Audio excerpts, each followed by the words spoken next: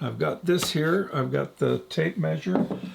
I've got this here for people. So let's think about this now. I'm going to start with this. Put that there, and then I'm going to show everybody this. And I got the tape, so the book is there. I got my tea. We're ready to go. Hi, I'm Monty McKinnon. Like, who else am I? I can't be anybody else. I am who I am. Okay, let's try that again. Hi, welcome. I'm Monty McKinnon. Thank you for joining me. I'm glad you're here.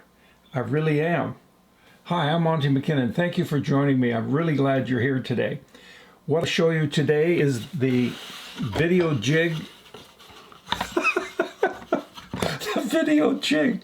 That's so stupid. I can't believe I just said that. Okay, let's try it again. Hi. Thank you for joining me. I'm Monty McKinnon. I'm glad you're here today. What we're going to do today is talk about this particular jig, which I did the other day with Leo, and it didn't work out very well. Hi, I'm Monty McKinnon. Thank you for joining me. Today, I'm going to show you once again the jig that I tried to show you twice before. Once when I did a video and it didn't work out too well, and the other time when Leo was here, and we had just a grand time when Leo was here. We were talking about Michael Builds and what a great channel that is and how everybody should be checking that out. We talked about his channel and how everybody should be going onto there. So it was a lot of fun and joking back and forth. I would say, well, this is 23 inches long, and Leo would pop up and say, it's 23 inches long. So that was all great. Anyway, let's talk about the jig. It is, I think, 23 inches long, yes, and it is 4 1/4.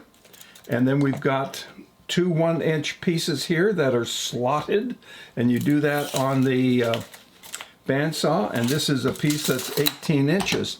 Now, this piece is done on an angle, and that angle is dependent upon this and how wide you want your fingerboard. Now, this is a regular fingerboard, and it will simply go in here like this. It will go into number 1. And as you can see, number 1 is the first one here, and write a 1 on here, and write a 2 on here, and write 2 down in here so you don't get confused. So when you run this through the table saw, what it does is it puts a taper on one side of this. So you would actually end up looking somewhat like that. So there you go. That's what you've just cut off, and that's the way it looks now. So what you do next is you take it and you turn it over and you put it at number 2, and you're butting it in against here, and you do this and you taper it here. Now, the important thing to remember here is down here at about the 20th fret, somewhere around there. Well, you could do it at the 14th if you want.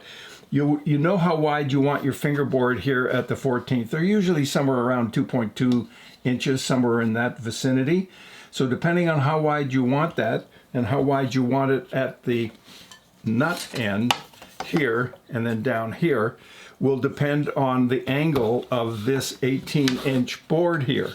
So you'll put this screw in first, and then you will simply move this one back and forth until you get the 14th where you want it.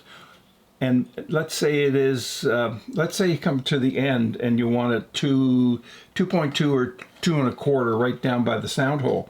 Well, you'll measure in at this point by doing this, the 2 1/4 inches, which is what that is, and you'll slide this over and put that screw in and put this screw in so that this is on an angle, the angle that you want. Now these pieces up here are 1 inch, 2 of them, and they will move out depending on how wide you want the fingerboard at the nut. Normally you're getting 1 3/4 inches. You might want 1 7/8, and that would mean that this would alter here.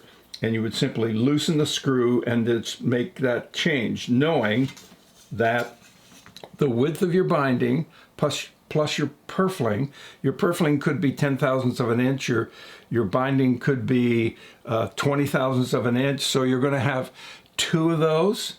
So you want to, maybe it comes to a total of 40 or somewhere around there, or 35. And whatever it is where this little piece is going to be set up here for you. I'm not sure I'm explaining this all that well for you, but you've got to allow for your binding here to come on to bring this width to exactly 1 3/4. So without the binding, and I can't tell you exactly what your number will be because I don't know how thick your binding is. So check your binding and check your purfling if you're putting any on. You may not. This one doesn't have any. If you just check your binding and you know that the binding plus the width here is going to be 1 3/4, well, then you set these accordingly to give you that 1 3/4. But it's not, that's with the binding. So that would mean taking off, maybe you make it 155, and that would then give you the width that you need in each case, so that when I add my binding onto that, I get the 20 thousandths on either side. Maybe the binding's 15 and the purfling's 5. I don't know. I'd have to measure it. So it comes to 1 3/4. So that's it. It's not a hard jig to make. It's just a little tricky. Cut a couple of sample pieces. This is a typical fingerboard. And I'm going to show you how you put all the slots in here. And you never put the slots in here when it's been tapered. You do this, the slots all come before tapering. Otherwise, they'll be on an angle. They won't be quite straight, and consequently, your guitar will not play in tune. So that's an important thing to know. So this is the video that I've tried to make twice before. And it's not a difficult video. I hope you followed along with it. I hope my explanation was somewhat clear. I am a little tired. So I will finish off my tea here, and then I'm going to head upstairs, and I think I'm probably going to turn on the news because that'll put me to sleep very quickly, and I'll get a little bit of a nap. Well, that's it. So thank you. And I just want to say, when I say thank you to my subscribers and those people that support this channel, I want to know how grateful I am for your support and your encouragement. I get very encouraging comments, and I thank you for those. Thank you for tuning in. I know you have an option, and you've got hundreds of thousands of channels that you could go to if you wanted to, but choosing to come and watch what this old guy does, I really appreciate that. Now, if there's somebody in your household that's like me or younger than I am and they're doing nothing, tell them to get off their duff and start making a guitar. And I'm going to be doing that electric guitar very soon, and you'll see a video on that. And I'm going to show you that in its totality in one video. I'm going to show you how I finish it and how it's all done and put together, and we'll present that to you. That'll come to you sometime. Probably in a month or 2 or 3 down the road, whatever that's going to take. All right, bye for now.